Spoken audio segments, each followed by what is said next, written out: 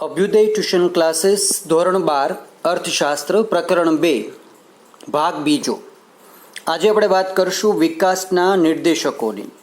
Indicators of development. દેશમાં આર્થિક વિકાસ થયો છે કે કેમ? જો થયો હોય તો કેટલી ઝડપથી થયો છે? દેશમાં આર્થિક વિકાસની કક્ષા કેટલી છે તે જાણવા અને તેનું માપ કાઢવા માટે કેટલાક પરિબળોને ધ્યાનમાં લેવા પડે છે. આવા પરિબળો કે બાબતોને આર્થિક વિકાસના નિર્દેશકો, માપદંડો કે ધોરણો તરીકે ઓળખવામાં આવે છે. આર્થિક વિકાસનો દર અને આર્થિક વિકાસની કક્ષાને માપનાર આ પરિબળો એવા છે કે તેમને સંખ્યા કે આંકડામાં રજૂ કરી શકાય છે. તેથી આર્થિક વિકાસના નિર્દેશકો દ્વારા બે સમયગાળા વચ્ચેના બે દેશો કે રાજ્યો વચ્ચેના આર્થિક વિકાસની તુલના કરી શકાય. જેમ થર્મોમીટર શરીરના તાપમાનમાં થયેલ ફેરફારને માપે છે, નોંધે છે, તેમ આ પરિબળો દેશના વિકાસને માપે છે. આર્થિક વિકાસના કેટલાક નિર્દેશકો નીચે પ્રમાણે છે, જેમાં પ્રથમ આપણી પાસે આવે છે રાષ્ટ્રીય આવકનો વૃદ્ધિ દર, માથાદીઠ આવકનો વૃદ્ધિ દર, જીવનની ભૌતિક ગુણવત્તા અને તેનો આંક PQLI, અને ચોથું તમારી પાસે આવે છે મહત્વનું માનવ વિકાસ આંક, જેને સંલગ્ન પૂરક માહિતી જે છે એ તમને ભાગ 2માં અથવા તો ભાગ 3ની અંદર લિંક જે છે આપણી એ લિંકમાં સાથે જોઈન્ટ કરેલી હશે. તમે તે પણ તેમાં જોઈ શકશો અને વાંચી શકશો. જે લેટેસ્ટ અંક છે 2019નો HDI, એના અનુસંધાને ભારતનું સ્થાન જે છે એ કેટલા નંબર ઉપર છે તમે તેની વિગતો એ બાયોની અંદર જોઈ શકશો. પ્રથમ વાત કરી વિકાસના નિર્દેશકોની, તો આ નિર્દેશકો છે શું અને કેવી રીતે તેનું તારણ નીકળે છે, કયો દેશ કેવી રીતે ભૌતિક સુખ સુવિધા, આર્થિક વિકાસ કે અન્ય કોઈ પરિમાણના દૃષ્ટિકોણથી કેટલો આગળ છે, કેટલો પાછળ છે, એના વિશેની જે વાતચીત છે એમાં રાષ્ટ્રીય આવકનો વૃદ્ધિ દર શું બતાવે છે. આ નિર્દેશક મુજબ જો દેશની વાસ્તવિક રાષ્ટ્રીય આવકમાં લાંબા ગાળા સુધી સતત વધારો થઈ રહ્યો હોય તો આર્થિક વિકાસ થયો છે તેમ ગણી શકાય. જો રાષ્ટ્રીય આવક ઊંચા દરે વધી હોય તો વિકાસનો દર ઊંચો ગણાય, અને જો રાષ્ટ્રીય આવક નીચા દરે વધી હોય તો આર્થિક વિકાસનો દર મંદ ગણાય. અને જો રાષ્ટ્રીય આવકમાં વધારો ન થતો હોય તો તે સ્થગિતતાની અવસ્થા દર્શાવે છે. જો રાષ્ટ્રીય આવકમાં ઘટાડો થતો હોય તો તે આર્થિક વિકાસની પીછેહટની સ્થિતિ ગણાય છે. આ માપદંડ પ્રમાણે નાણાકીય આવક નહીં પણ વાસ્તવિક આવક ધ્યાનમાં લેવાની હોવાથી રાષ્ટ્રીય આવકની બજાર ભાવે નહીં પરંતુ સ્થિર ભાવે ગણતરી કરવામાં આવે છે. તમને પોતાને પણ ખ્યાલ હશે કે તમારા ઘરમાં કોઈ પણ એક સભ્ય જે પોતે નોકરી અથવા તો વ્યવસાય કરતા હશે પોતાનો વ્યક્તિગત, તો એમની પોતાની મંથલી આવક જે છે, માસિક આવક જે છે એ કેટલી છે, તમે તેના અનુસંધાને 12 મહિનાની રાશિ જે છે શોધી શકો છો. બીજું કે તમે આ જે રાશિ કાઢો છો તે રાશિમાંથી તમારે તમામ પ્રકારના ખર્ચા જે છે એ બાદ કરી દેવાના, અને તમારી પાસે જે ફિગર વધે છેલ્લો એ ફિગર તમારી પાસે જે વધશે એના આધારે નક્કી થાય કે તમે મહિનાના હિસાબે અનુમાનિત રકમ જે છે, અમુક રકમ તો તમે કમાઈ લ્યો છો, તો માથાદીઠ આવક જે છે એ એના હિસાબે આગળ વધવાનું છે. બીજું કે રાષ્ટ્રીય આવક જે છે તેનો વૃદ્ધિ દર કેવો રહે છે. સતત આવકમાં વધારો થતો રહેતો હોય તો તેના આધારે પણ કહી શકાય કે આર્થિક વિકાસ થઈ રહ્યો છે. ઉદાહરણ તરીકે ઘણા બધા એવા દેશો છે કે જેમાં પર્યટકો, મુસાફરો જે છે, વિદેશી પર્યટકો એ ઘણા બધા સતત આવતા રહેતા હોવાને કારણે ત્યાં વિદેશી ઊંડિયામણ જે છે એ વધતું જાય છે. તો એવું થાય છે કે ત્યાં તેનું જે રાષ્ટ્રીય ચલણ હોય તેની કિંમત જે છે એ ઓછી થઈ જતી હોય છે. તેની સામે પછી દેશ પોતે વિકાસ કરવાના આશયથી પોતે પોતાના રાષ્ટ્રીય ચલણની જે કિંમત છે એ જોવે છે કે આવક જે છે એ ખૂબ વધારે છે અને બધા લોકો અહીંયા આવવાના જ છે. પર્યટકો સિંગાપોર છે, મલેશિયા છે, થાઈલેન્ડ છે, કુઆલાલંપુર છે, કે તમે કોઈ પણ દેશ ગણી લો કે જ્યાં પર્યટક વધારે ને વધારે જતા હોય, તો તેનો અર્થ એવો થયો કે ત્યાંના લોકોની રાષ્ટ્રીય આવકમાં કંઈક ને કંઈક રીતે વધારો સતત થતો જાય છે, અને તેનું મુખ્ય કારણ જે છે આ ફિલ્ડ હોય છે. તો અહીંયા સતત વધારો થતો રહેતો હોય તો તે, અને ક્યાંક સતત ઘટાડો થતો હોય તો તે તમારે નોંધવાનો થાય. તો તેના આધારે રાષ્ટ્રીય આવકનો જો વૃદ્ધિ દર છે એ નક્કી થાય છે. અને પહેલી વસ્તુ એ કે આ આવક જે છે એમાં વાસ્તવિક આવક ધ્યાનમાં લેવાની છે, બજારના ભાવે નહીં. તમને કેટલા મળે છે? તો કે 5,000 રૂપિયા. તો 5,000માંથી તમે કેટલા કાપી નાખો છો? ખર્ચો તમારો જેટલો બાદ થતો હોય એ તમામ પ્રકારનો ખર્ચો બાદ કરતાં તમારી પાસે જે નેટ ફિગર વધે છે એ નેટ ફિગરના આધારે જે તે રાષ્ટ્રની આવક નક્કી થાય છે કે કુલ આવક કેટલી હતી. કોષ્ટકમાં રજૂઆત કરી શકાય તો વિશ્વના કેટલાક દેશોમાં રાષ્ટ્રીય આવકનો વૃદ્ધિ દર અને કેટલાક દેશોમાં આવકના વૃદ્ધિ દર કરતાં વધારે હોય, તેથી એવું કહી શકાય કે તેમનો વિકાસનો દર પણ વધારે છે. કોષ્ટકમાં તમે જોઈ શકશો કે નોર્વે, અમેરિકા, શ્રીલંકા અને પાકિસ્તાન કરતાં નોર્વે જે છે અમેરિકા, શ્રીલંકા, પાકિસ્તાન કરતાં ભારતનો રાષ્ટ્રીય આવકનો દર જે છે વાર્ષિક વૃદ્ધિ દર ઊંચો છે. અહીંયા તમે જોઈ શકો છો આંક જે છે 2014 પ્રમાણેના છે. નોર્વે જે છે તેની ટકાવારી 2.2 હતી, અમેરિકા 2.4, શ્રીલંકા 4.5, ચીન 7.3 અને ભારત 7.3, પાકિસ્તાન 4.7. વિશ્વ બેંક અને આર્થિક સર્વે જે કરવામાં આવે છે 2015-16 એના અનુસંધાને આ બે દેશો છે જેનો રાષ્ટ્રીય આવકનો વાર્ષિક દર જે છે વધારે હતો. આજે ભારત વિશ્વમાં ઝડપથી વિકાસ પામતો અર્થતંત્રમાં ગણાતો દેશ છે. આપણે એ પણ યાદ રાખવું જોઈએ કે નોર્વે અને અમેરિકાનો અગાઉ ખૂબ વિકાસ થઈ ચૂક્યો છે અને હવે તેઓ 2-3% દરે વિકાસ કરી રહ્યા છે. નોર્વે અને અમેરિકા એ બધા જ વિકાસશીલ દેશોની યાદીમાં છે, વિકસિત દેશોની યાદીમાં આવી જાય તો આ લોકો પોતે અત્યારે જે વિકાસ કરે છે એ દર ખૂબ ઓછો છે, ધીમો છે ને આપણે વધારે આગળ વધવા માટે આ દર વધારવો પડે અને એક વખત તમે જ્યારે તેની લિમિટ ક્રોસ કરી જાઓ છો ત્યાર પછી મોટા ભાગે તમે જુઓ તો દરેક લોકો જે છે સુખ સાહેબીમાં રહેતા હશે. અહીંયા સરળ શબ્દોમાં એવું કહી શકાય કે દેશનો વૃદ્ધિ દર જે છે, આવક વૃદ્ધિ દર, રાષ્ટ્રીય આવક વૃદ્ધિ દર એ તમે સ્ટેબલ ક્યારે ગણશો કે જ્યારે દેશમાં તમે કોઈ પણ જગ્યાએ જાઓ તો સ્વાભાવિક છે કે અમદાવાદ કે રાજકોટ કે કોઈ મોટા નગરોની અંદર અમુક પોશ વિસ્તાર હોય છે. પોશ વિસ્તારનો અર્થ થાય છે કે ત્યાં લાખોપતિ, કરોડોપતિ લોકો જ રહેતા હોય છે. તો હવે તમે કોઈ પણ દેશમાં જાઓ, ભારતમાં તમે કોઈ પણ ગલી ખૂંચરે જાઓ તો તમે ત્યાં જે ઘરે જાઓ તે દરેક ઘરની પોતાની માસિક આવક જે છે એ 1 કરોડ કે 2 કરોડની ઉપર વહી જાય ત્યારે તમે ગણી શકો કે ભારતમાં હવે કોઈ ગરીબ નથી, બધા જ લોકો પોતે ત્યાં ધનવાન છે. એક પ્રખ્યાત એવો જોક્સ છે કે ભારતની અંદર 33 કરોડ દેવી દેવતા લઈ લઈએ, 33 કરોડ દેવી દેવતા તમે લઈ લ્યો તો તમે પૈસા જે છે દેવી દેવતા પાસે માંગશો તો તમને અખૂટ ભંડાર આપશે, પણ આપણે એટલા બધા પૈસા નથી જોતા. તમારે માત્ર કરોડપતિ થવું હોય તો તમે દરેક દેવી દેવતા પાસેથી માત્ર રૂપિયો લેશો ને તો પણ તમે કરોડપતિ થઈ જશો. ભારતની જે પોપ્યુલેશન છે 130 કરોડ આશરે, એમાંથી આપણે 100 કરોડ પકડીને પણ ચાલીએ તો 100 કરોડ પોપ્યુલેશનની અંદર દરેક વ્યક્તિ જે છે માત્ર રૂપિયો આપે ને તો પણ 100 કરોડ રૂપિયા થાય છે. તો તમે અંદાજ મેળવી શકો છો કે કોઈ પણ વ્યક્તિ પાસે 1 રૂપિયો તો મેક્સિમમ હશે, તેની કરતાં ઉપર રૂપિયા જે છે વધારે હોય તો ના નથી, પણ 1 રૂપિયો તો પોતે આપી જ શકે. આ વાત અહીંયા જે છે એ લઈ શકાય. નંબર 2 કે આની મર્યાદા શું છે તો કે આમ છતાં રાષ્ટ્રીય આવકને વિકાસના એક નિર્દેશક તરીકે સ્વીકારવામાં આવેલી કેટલીક મર્યાદાઓ છે જે તમને નીચે આપેલી છે કંઈક આ રીતની. એક કે રાષ્ટ્રીય આવકની ગણતરી મુશ્કેલભરી છે.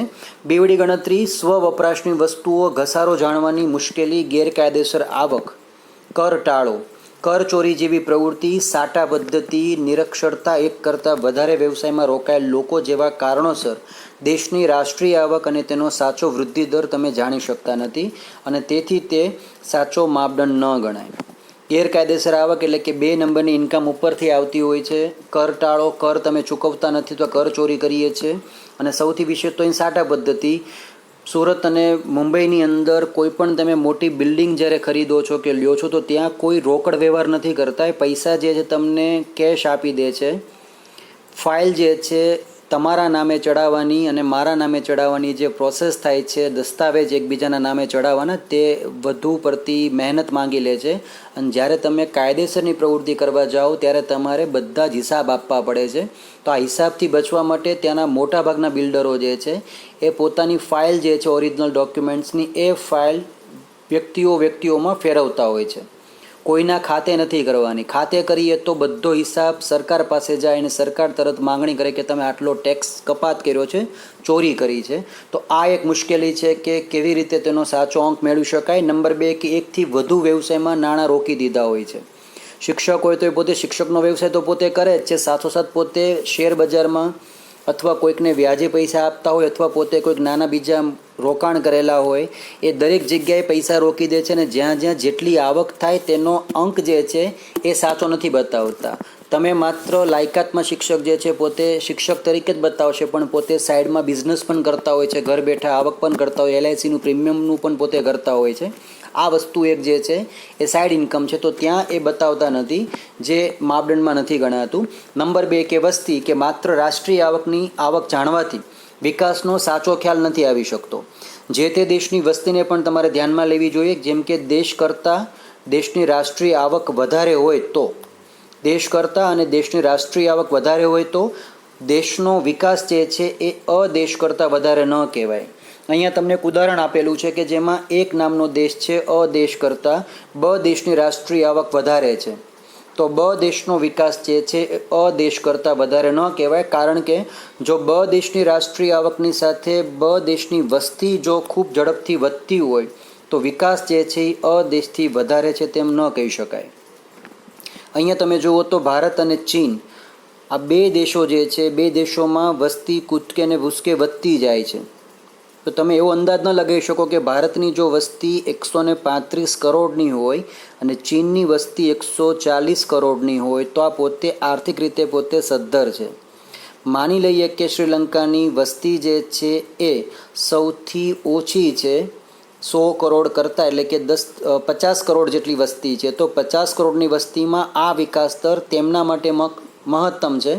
અહીંયા આપણા માટે આ ઓછો કહેવાય, કારણ કે આપણી સામે વસ્તીનો પ્રશ્ન ઊભો થાય છે, આની પાસે વસ્તી નથી. અમેરિકા પોતે વિકસિત દેશ બની ગયો છે, તો અમેરિકાના ઘણા બધા પ્રાંતો અને ઘણી બધી જે વસ્તીઓ છે, વસ્તી કરતાં ભારત અથવા ચીનની અંદર અમુક પ્રાંતોમાં વસ્તી ખૂબ વધારે છે, તો ત્યાં પણ આ માપદંડ જે છે સાચો નથી ઠરતો. એની એક મર્યાદા છે. બીજું કે રાષ્ટ્રીય આવક ગણવાની જુદી જુદી પદ્ધતિઓ. રાષ્ટ્રીય આવક ગણવાની જુદી જુદી પદ્ધતિઓનો વિશ્વમાં ઉપયોગ થાય, જેના ઉત્પાદન, આવક અને ખર્ચની પદ્ધતિ મુખ્ય છે. કોઈ એક પદ્ધતિ કરતાં બીજી પદ્ધતિથી રાષ્ટ્રીય આવકની ગણતરી કરતાં રાષ્ટ્રીય આવકમાં ફેર પડે. બધા દેશો જુદી જુદી પદ્ધતિથી રાષ્ટ્રીય આવક ગણતા હોવાથી રાષ્ટ્રીય આવકની આંતરરાષ્ટ્રીય તુલનાનું કાર્ય મુશ્કેલ થઈ જાય છે. અહીંયા જોઈએ તો નોર્વેનો જે અંક આવશે 2.2 છે, તો રાષ્ટ્રીય આવકનો જે હિસ્સો છે નોર્વે પોતાની રીતે ગણે, કારણ કે નોર્વેની વસ્તી આપણે 10 કરોડ પકડીને ચાલીએ તો તેના હિસાબે આ મેક્સિમમ કહેવાય. અમેરિકા જે છે પોતે 15 કરોડ પકડીને ચાલે તો પણ 2.4 એના માટે વધુ છે. શ્રીલંકા માટે, ચીન માટે, ભારત અને પાકિસ્તાન બંને માટે. અહીંયા મેઇન પ્રશ્ન તમારી પાસે તમે જુઓ કે ભારત પોતાની રીતે આંકડાકીય માહિતી આપે છે, જે સાચી ખોટી ચકાસવા માટે આપણી પાસે કોઈ સાચા માપદંડ નથી. નોર્વે જે માહિતી આપે એમના સૂત્રો દ્વારા જે માહિતી મળે એ માહિતી તમારે સ્વીકારવી પડે. ચીન જે છે પોતે સામ્યવાદી સરકાર ધરાવે, માટે તેની પાસેથી પણ તમને ભરોસાપાત્ર માહિતી મેળવવાની અપેક્ષા જે છે 0% રાખવાની, કારણ કે એ ચોખ્ખી માહિતી, સાચી માહિતી લગભગ નહીં આપે. તો કેવી રીતે અંદાજ કરવો કે જે તે દેશ પોતે આ સર્વેમાં આગળ પડતો છે? તો આ કાર્ય મુશ્કેલ થઈ જાય છે. પછીનો મુદ્દો છે માથાદીઠ આવકનો વૃદ્ધિ દર. આ નિર્દેશક મુજબ જો દેશની માથાદીઠ વાસ્તવિક આવકમાં લાંબા ગાળા સુધી સતત વધારો થતો રહેતો હોય તો આર્થિક વિકાસ થયો તેમ કહી શકાય. અહીં માથાદીઠ આવક એટલે કે સરેરાશ માથાદીઠ આવક દેશની કુલ રાષ્ટ્રીય આવકને વસ્તીના કુલ પ્રમાણ વડે ભાગતા જે સરેરાશ આવક આવે તેને કહેવામાં આવે છે માથાદીઠ આવક. આમ આ નિર્દેશક દેશની વસ્તીને પણ ધ્યાનમાં લે છે અને તે દ્રષ્ટિએ તે રાષ્ટ્રીય આવકના નિર્દેશક કરતાં ચડિયાતો છે. સંયુક્ત રાષ્ટ્રસંઘના નિષ્ણાંતો માથાદીઠ આવકના નિર્દેશકને સ્વીકારવાની હિમાયત કરે છે. એનો આગ્રહ કરે છે કે તમે માથાદીઠ આવક ધ્યાનમાં રાખો કેટલી થાય છે. રાષ્ટ્રીય આવકની જેમ માથાદીઠ આવક વધારે હોય અને વધવાનો દર ઊંચો હોય તો દેશનો વિકાસનો દર ઊંચો ગણાય. જો માથાદીઠ આવક નીચા દરે વધે તો વિકાસનો દર નીચો છે, અને જો માથાદીઠ આવકમાં વધારો ન થાય તો વિકાસમાં સ્થગિતતા સ્થિતિ આવી ગઈ છે એવું કહી શકાય. જો કોઈ દેશની માથાદીઠ આવક ઘટતી હોય તો વિકાસની પીછેહઠ સ્થિતિ દર્શાવે છે. તમે 10 વર્ષનો જો હિસાબ જોશો ભારત સરકારનો તો તેમાં તમે જોઈ શકો છો કે સરેરાશ આની અંદર વધારો થયો છે. કેવી રીતે, ક્યાં, કેટલા સેક્ટરમાં એ પ્રશ્ન જુદો છે, પણ માથાદીઠ આવક જે છે ક્યાંક થોડાક પ્રમાણમાં વધી છે.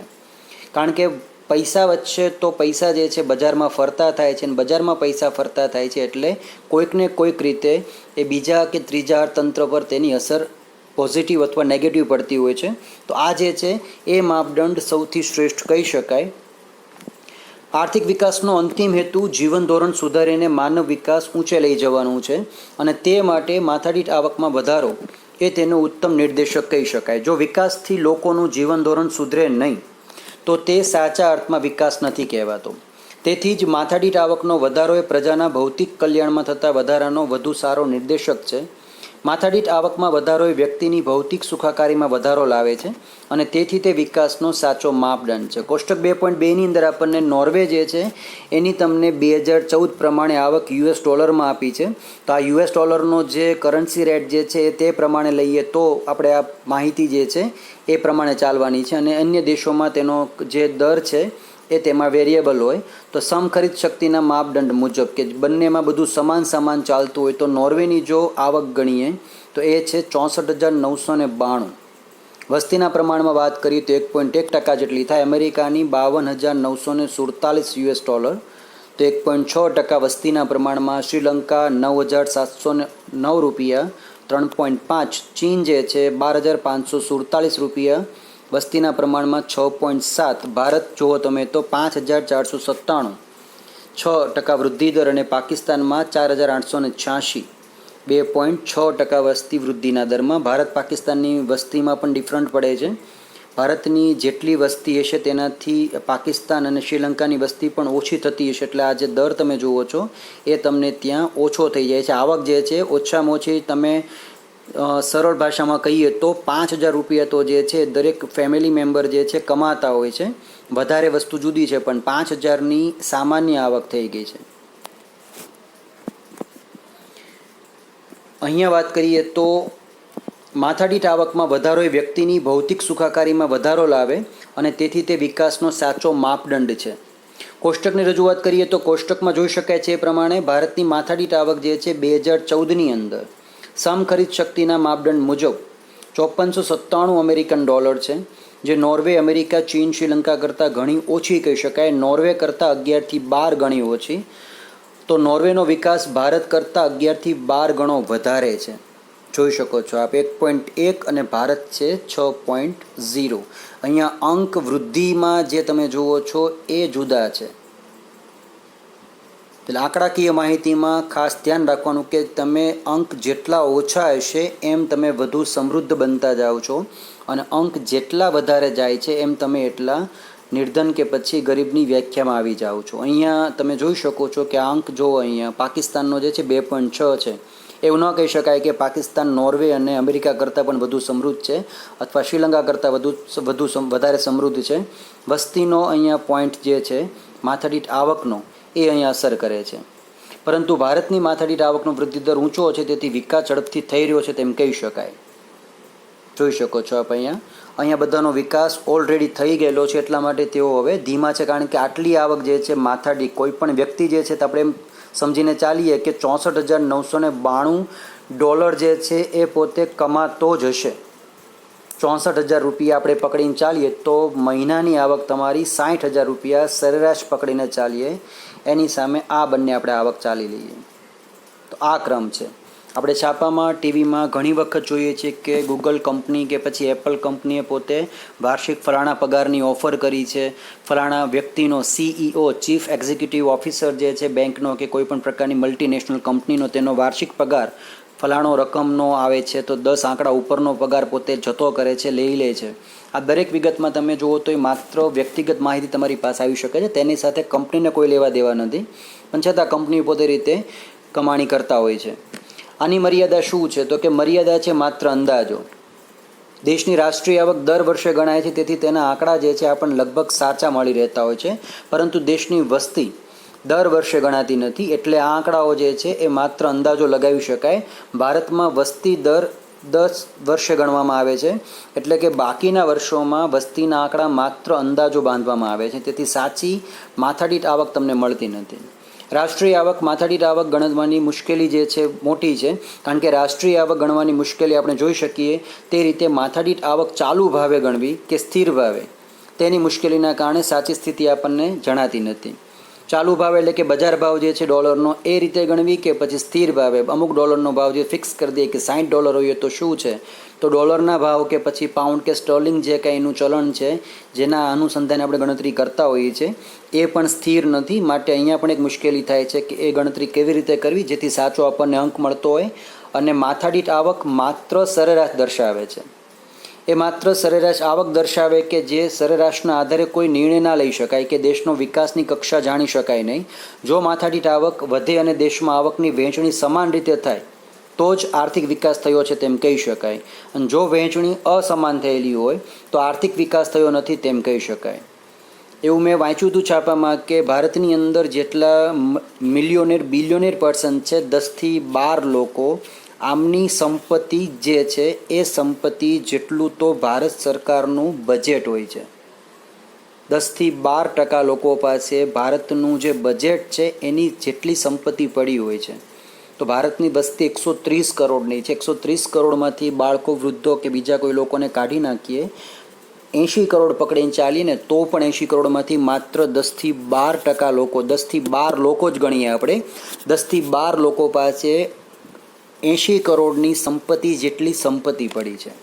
તો આ તમારી પાસે જે આવે છે એ અસમાન વહેંચણી, તેના કારણે પણ તમે આ વિગત જે છે સાચી નથી આપી શકતા અને તેથી પણ માથાદીઠ આવકરૂપી નિર્દેશક જે છે ખામી ભરેલો જણાય. ચોથું કે સરખામણીમાં મુશ્કેલી.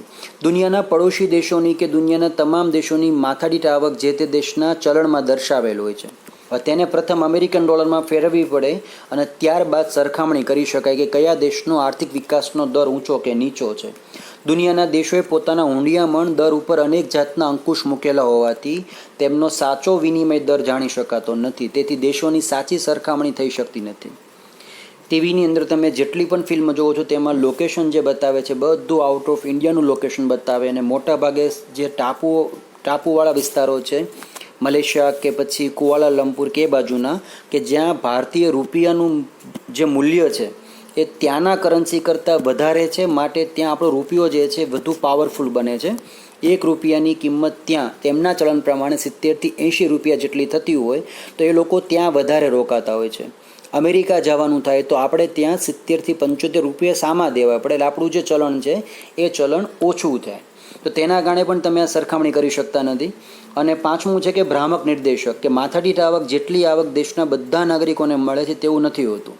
સરેરાશ કીધું છે કે 5,000 રૂપિયા દરેક વ્યક્તિ ઘરમાં કૌટુંબિક આવક તો હોય જ, પણ 5,000 રૂપિયા બધા લોકોની તમે આવક ગણી દો એ વસ્તુ શક્ય નથી.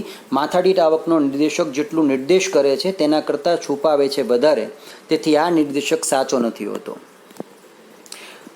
ટોપિક આપણી પાસે આવે છે કે જીવનની ભૌતિક ગુણવત્તામાં સુધારણા કેવી રીતે લાવી શકાય. આર્થિક વિકાસનો હેતુ હંમેશા લોકોના જીવન ધોરણમાં સુધારો કરવાનો હોય. તેથી કોઈ પણ દેશમાં આર્થિક વિકાસ થયો કે કેમ, બીજા દેશો કરતાં કેટલો વધારે કેટલો ઓછો તે માપવા માટે તમારે માનવ જીવનની ભૌતિક ગુણવત્તાનો નિર્દેશક સ્વીકારવામાં આવે છે. શું છે આ માનવ જીવનની ભૌતિક ગુણવત્તાનો નિર્દેશક? લાઇવલી જે છે ડિજિટલ વેલબિંગ જે આપણે જોઈએ છીએ તો વેલબિંગ ઇન્ડેક્સ જે છે કેવી રીતે કામ કરે છે? શું છે જીવનની ભૌતિક ગુણવત્તા? માનવ જીવનની ભૌતિક ગુણવત્તા વિવિધ વસ્તુઓ અને સેવાઓની વપરાશના ધોરણ પર આધારિત છે. અને વપરાશના ધોરણો એટલે સમયના કોઈ એક ગાળા દરમિયાન વ્યક્તિ અથવા તો વ્યક્તિઓના સમૂહ દ્વારા વપરાશમાં લેવાયેલ ખોરાક, બળતણ તથા અન્ય બિનટકાઉ વસ્તુઓ. અને 2 કે વપરાશમાં લેવાયેલ ટકાઉ અને અર્ધ ટકાઉ વસ્તુઓ.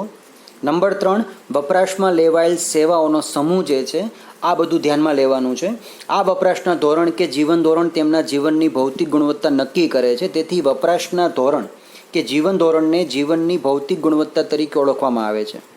દેશના નાગરિકોનું જીવન ધોરણ ઊંચું જાય તો જીવનનો ભૌતિક સુધારો થયો છે તેમ કહી શકાય. દરેક લોકો પાસે પાકું મકાન હોય, દરેક પાસે નોકરી હોય, દરેકની આવક જે છે સતત વધતી રહેતી હોય, દરેક વ્યક્તિ પોતે ભૌતિક રીતે સુખ સુવિધા સંપન્ન હોય, ત્યારે આ સુવિધા જે છે એ ગુણવત્તાસભર છે, તેમાં સુધારો છે તેમ કહી શકાય. પણ તમે નજર દોડાવશો તો આવા 10 ઘર પૈકી માત્ર 3 ઘરને બાદ કરતાં બાકીના અન્ય 7 ઘર જે છે વિકાસના ચરણ ઉપર ચાલતા હોય છે. તેમાં નાના મોટા કેટલાય સુધારા વધારા આવતા હોય છે. તો આ વસ્તુ આ જીવનની ભૌતિક ગુણવત્તામાં સમાવિષ્ટ થતી બાબતો કેટલી છે? તો કોઈ એક વર્ષના સમયગાળામાં દેશના લોકોએ વપરાશમાં લીધેલ વસ્તુઓ અને સેવાઓના સમૂહ જે છે માનવ જીવનની ભૌતિક ગુણવત્તા નક્કી કરે છે. તમે કદાચ છાપામાં હમણાં જો વાંચ્યું હોય તો લોકડાઉન દરમિયાન સૌથી વિશેષ જે ઉપયોગ થયો છે ઇન્ટરનેટનો, જે ઇન્ટરનેટ દર મહિને 21 ટેરાબાઇટ અથવા તો 30 ટેરાબાઇટ વપરાતું હતું કંપનીઓના માધ્યમ દ્વારા, એ ઇન્ટરનેટનો ઉપયોગ એક જ મહિનામાં 23થી વધીને સીધું 60થી 70% વધારો થાય. ઇન્ટરનેટનો યુસેજ સૌથી વધુ વપરાઈ જાય. એ સાથોસાથ ઇન્ટરનેટની સાથે સાથે ટીવી, મોબાઈલ અને બીજી બધી જ એસેસરીઝ છે તેનો પણ વપરાશ વધ્યો હતો. લોકડાઉનના સમય દરમિયાન તમે કદાચ ધ્યાન આપ્યું છે તો શૈક્ષણિક સામગ્રીના અર્થના ભાગરૂપે, હોમ લર્નિંગના ભાગરૂપે મોબાઈલ ફોનના બજારમાં, માર્કેટમાં ઉછાળો આવ્યો હતો. તો અહીંયા એવું કહી શકાય કે ભૌતિક ગુણવત્તા સુધરી છે. કેવી રીતે લાવે છે, વસાવે છે, જુદો પ્રશ્ન છે, પણ અહીંયા આ વસ્તુ જે છે એ નક્કી કરે છે કે કેનો લોકો જે છે તેનો કેટલો ઉપયોગ કરે છે. નંબર 1 છે ખોરાકનો, કે જેમાં કેલરી, પ્રોટીન ને ચરબી. હાલના સંજોગોમાં રોગ પ્રતિકારક શક્તિ વધારે એ પ્રકારના ખોરાક જે છે તે વધી ગયા છે, તો તેનો અહીંયા ઉપયોગ વધુ ને વધુ થાય છે. આરોગ્ય અને તબીબી સેવાઓ, વસ્તીના એકમ દીઠ ડૉક્ટરનું પ્રમાણ, જો કે અહીંયા ભારતમાં બહુ ઓછું છે, જે દુઃખની વસ્તુ છે, પણ અહીંયા સતત એ વધતું જાય તે મહત્ત્વનું છે.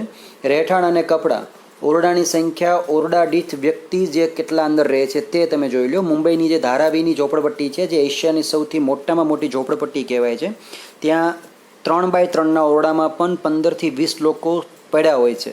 ઘેટા બકરાની જેમ તેમાં પૂરાઈ ગયા હોય છે. રહેવાનું, ખાવા પીવાનું, બધી જ જે જીવનની પ્રાથમિક જે પ્રક્રિયાઓ જે છે એ બધી જ ત્યાં જ કરવાની હોય, તો આ એકમ પણ ત્યાં ધ્યાનમાં લેવો પડે છે.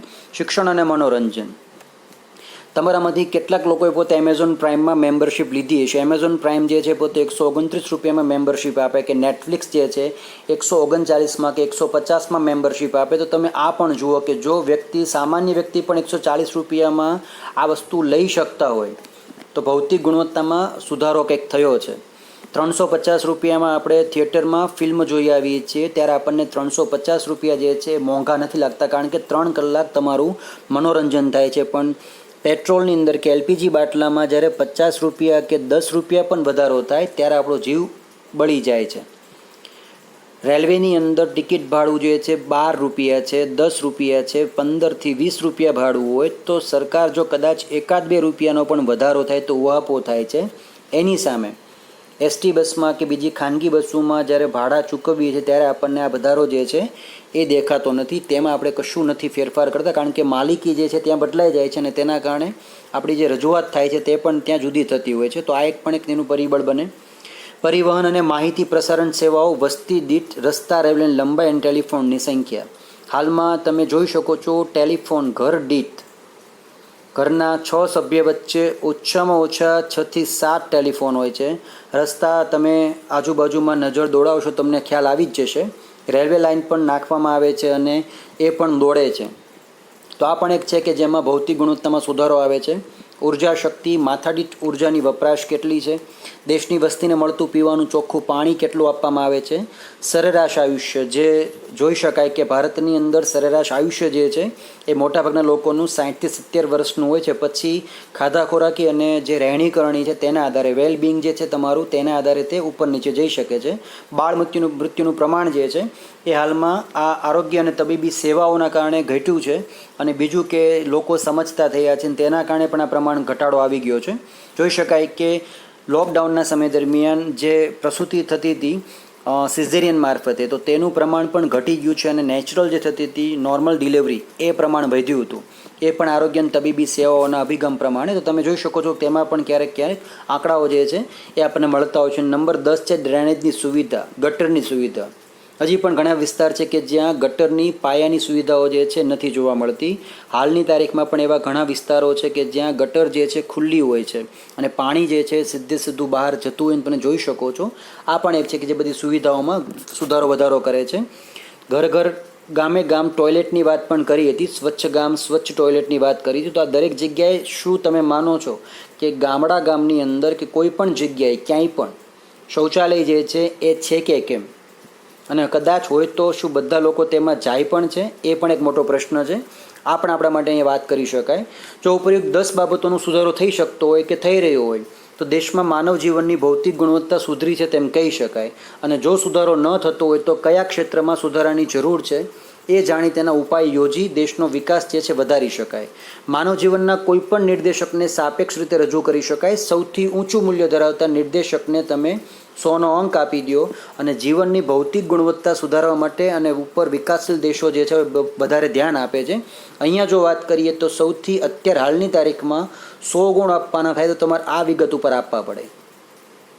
કારણ કે આપણને અત્યારે કપરો અનુભવ થઈ ગયો છે આ સુવિધાઓના અભાવના લીધે. અને બીજું ખાસ કે વસ્તીના એકમ દીઠ ડૉક્ટરનું પ્રમાણ નથી, દવાખાનાનું પ્રમાણ નથી. ગામની જેટલી વસ્તી છે તેની સામે પૂરતા દવાખાના નથી, અને દવાખાના પૂરતા હોય તો ખાનગી દવાખાના છે, સામે ડૉક્ટરની જે સંખ્યા છે ઓછી છે. આપ આ વિગત જે છે સર્ચ ગૂગલમાં કરી શકો છો, તમને તરત આઈડિયા આવી જશે. ખોરાકનો કોઈ પ્રશ્ન નથી, એ તો બધા મેળવે જ છે, પણ અહીંયા હાલમાં આ સ્થિતિ પ્રમાણે આ એક પ્રશ્ન 100 નંબરમાં આવે કે જેમાં સુધારો કરવો ખૂબ જ જરૂરી છે. જો આ તંત્ર સુધરી જતું હોય તો બાકીના તમામ તંત્ર આપોઆપ સુધરી જતા હોય છે. અંગ્રેજીમાં મેડિકલ સાયન્સમાં એક કહેવત છે કે prevention is better than cure. સુરક્ષા જે છે એ સારવાર કરતાં વધારે મહત્ત્વની છે. તો જો એ થતું હોત તો હાલમાં ભારતની અંદર જે પ્રકારે કૂદકે ને ભૂંસકે અંક વધી રહ્યા છે કોરોના વાયરસના દર્દીઓના, તે કાબૂમાં આવી શક્યા હોત. આ પણ એક વિચારવા જેવી બાબત છે. બીજું કે જીવનની ભૌતિક ગુણવત્તાનો આંક જે છે physical quality of life index PQLI શું છે? રાષ્ટ્રીય આવક અને માથાદીઠ આવકને વધારવો એ રાષ્ટ્રીય વિકાસનો સાચો નિર્દેશક નથી. તેમની અનેક મર્યાદા છે. દેશની વધતી આવક અમુક લોકોના હાથમાં કેન્દ્રિત થાય અને તે વિકાસ ન કહેવાય. દેશનો વિકાસ એવો હોવો જોઈએ કે ગરીબોના જીવન ધોરણને ઊંચું લાવે, નાગરિકોની પ્રાથમિક જરૂરિયાત સંતોષાય. એના બાબતને ધ્યાનમાં રાખીને મોરિસ ડેવિસ, નામ યાદ રાખશું, મોરિસે જીવનની ભૌતિક ગુણવત્તાના આંકની રજૂઆત કરી, જેને ટૂંકમાં કહેવામાં આવે છે PQLI, physical quality of life index. આ અંકમાં માનવ જીવનના ભૌતિક ગુણવત્તામાં સુધારાને આર્થિક વિકાસ ગણવામાં આવે છે. જીવનની ભૌતિક ગુણવત્તાની કક્ષા આર્થિક વિકાસની કક્ષા દર્શાવે. કોઈ એક દેશ કે રાજ્યમાં બીજા દેશ કે રાજ્યની તુલનામાં માનવ જીવનની ભૌતિક ગુણવત્તાને ચડિયાતી હોય તો તેનો અર્થ એવો થાય કે તે દેશ કે તે રાજ્યમાં આર્થિક વિકાસની કક્ષા એટલે કે સપાટી ઊંચી છે. ભૌતિક જીવનની ગુણવત્તા માપવા માટે 3 ધોરણ દર્શાવ્યા છે. તમે ભૂતકાળમાં જો પાછા જશો તો તમને ખ્યાલ આવશે કે ઇતિહાસની અંદર ભૂતકાળમાં પ્રાચીન ભારતમાં અમુક રજવાડા, અમુક રાજ્યો એવા હતા કે જે ખૂબ જ સુખ સમૃદ્ધિવાળા હતા. અમુક રાજ્યો જે હતા તે ખૂબ જ પછાત હતા. આ વિસ્તાર જે છે, આ વિગત જે છે એ નક્કી કરે છે PQLI. અંગ્રેજો શા માટે સફળ થઈ શક્યા હતા તેનું કારણ પણ તે મૂળમાં હતું. અને બીજી વસ્તુ કે દક્ષિણ ભારતની અંદર રાજાઓ એટલા બધા સમૃદ્ધ હતા કે પોતે સોનું જે છે એ પોતે દરેક લોકોને ભેટમાં આપતા, ને પાછું નાની માત્રામાં નહીં પરંતુ મોટી મોટી માત્રામાં. તમે તાજેતરમાં જો કદાચ સાંભળ્યું હોય તો પદ્મનાભન મંદિર વિશેની તમે જે છે ગૂગલ સર્ચ કરશો તો પદ્મનાભન મંદિરની અંદર જે ખજાનો છે 4 થી 5 વોલ્ટની અંદર, તો એટલો બધો ખજાનો છે કે જે ખજાનો કદાચ ભારતના તમામ નાગરિકો વચ્ચે જો સરખા ભાગે વહેંચી દેવામાં આવે ને તો પણ દરેક વ્યક્તિ જે છે પોતે, જે હાલના ધનાઢ્ય વ્યક્તિઓ છે, તાતા હોય, અંબાણી હોય કે પછી અદાણી હોય, આ બધા કરતાં આવકની અંદર સરેરાશ વધારો થાય. તો તમે ગૂગલ ઉપર તેના વિશે માહિતી પ્રાપ્ત કરી શકો છો. અને આજના વિડીયોની અંદર આપણને કોઈ પણ શાબ્દિક સંકલ્પનામાં જો ખ્યાલ ન આવ્યો હોય તો આપ ચોક્કસથી વોટ્સએપ કોમેન્ટ કરી શકો છો. અને એકવાર આ રિવાઇઝ જે તમારે કરી લેવાનું જેથી તમારા ટૉપિક જે છે એ ક્લિયર થઈ જાય.